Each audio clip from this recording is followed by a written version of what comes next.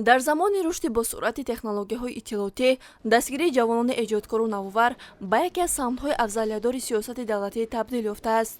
Бо ҳамин ҳадаф бори нахуст озмуни ҷумҳуриявии ҷоми ректори донишгоҳи давлатии омӯзгории Тоҷикистон ба номи Садриддин Айнӣ таҳти унвони дизайнер ва барномасози беҳтарин байни донишҷӯёни муассисаҳои таҳсилоти олии касбии ҷумҳурӣ баргузор гардид.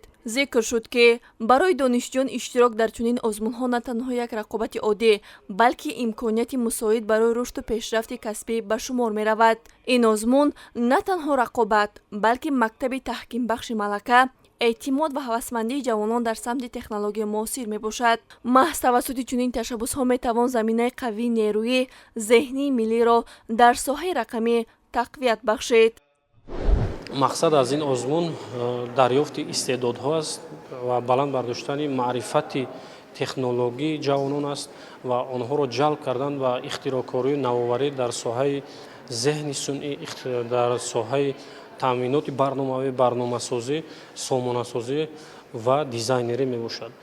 ва мо эҳсос кардем ки ҷавонони мо имрӯз ба ин ҷанбаҳо бисёр шавқу завқи баланд доранд, зеро ҷомеаи ҷаҳонӣ имрӯз бо нанотехнология, бо зеҳни сунъӣ пурра таваҷҷӯҳаш равона шудааст. мо агар ба мамлакатҳои абарқудрат назар кунем, чунин ширкатҳои бонуфузе сохта истодаанд ки пурра ба зеҳни сунъӣ, ба барномасозӣ равона шудааст ва ин ба мо аз он шаҳодат медиҳад ки мо низ бояд ки дар партави рушди ҷомеаи ҷаҳонӣ каноратҷӯӣ нагирем ва дар партави ҳидоятҳои хиратмандонаи пешвои маъзами миллат ҳамеша дар роҳи рушд бошем ва ҳамсафи ҷомеаи ҷаҳонӣ бошем.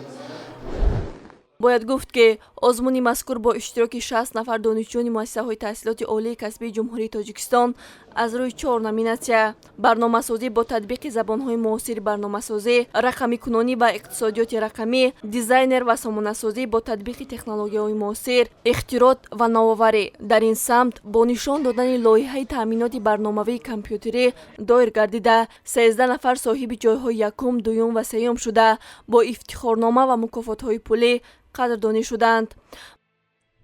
Я представляю Российский таджикский славянский университет.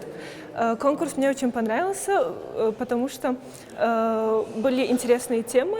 Нужно было выбрать на свободную тему. Я выбрала клининговую компанию, а также нам нужно было объяснить актуальность темы, сделать логотип, бренд, создать UX UI дизайн к нему и в конце выступить и объяснить наш проект. мақсад аз роҳандозӣ намудани озмуни мазкур ин пеш аз ҳама фароҳам овардани имконият барои донишҷӯёни болаёқат ҷиҳати пешниҳоди маҳорату дониши худ ва ба ин восита пайдо намудани ҷавонони дизайнер ва барномасоз маҳсуб мешавад.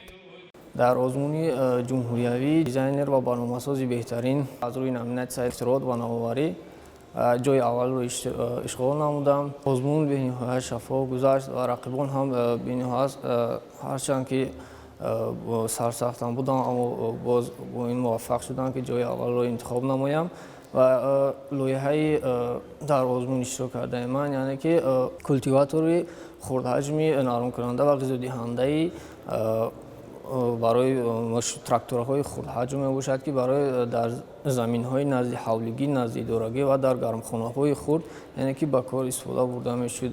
дар як раванди технологӣ ду корро иҷро мекард. Якум нарм кардани заминҳо ва дуюм бошад нури минералии хушкро дар замин, дар қаъри замин ки дода медиҳад. бо назардошти сифати баланд ва эҷодиёти иштирокчиён озмун бори дигар собит кард ки Тоҷикистон дорои насли наве мебошад ки метавонад мутахассисони соҳибзавқро дар бозори меҳнат тайёр намояд.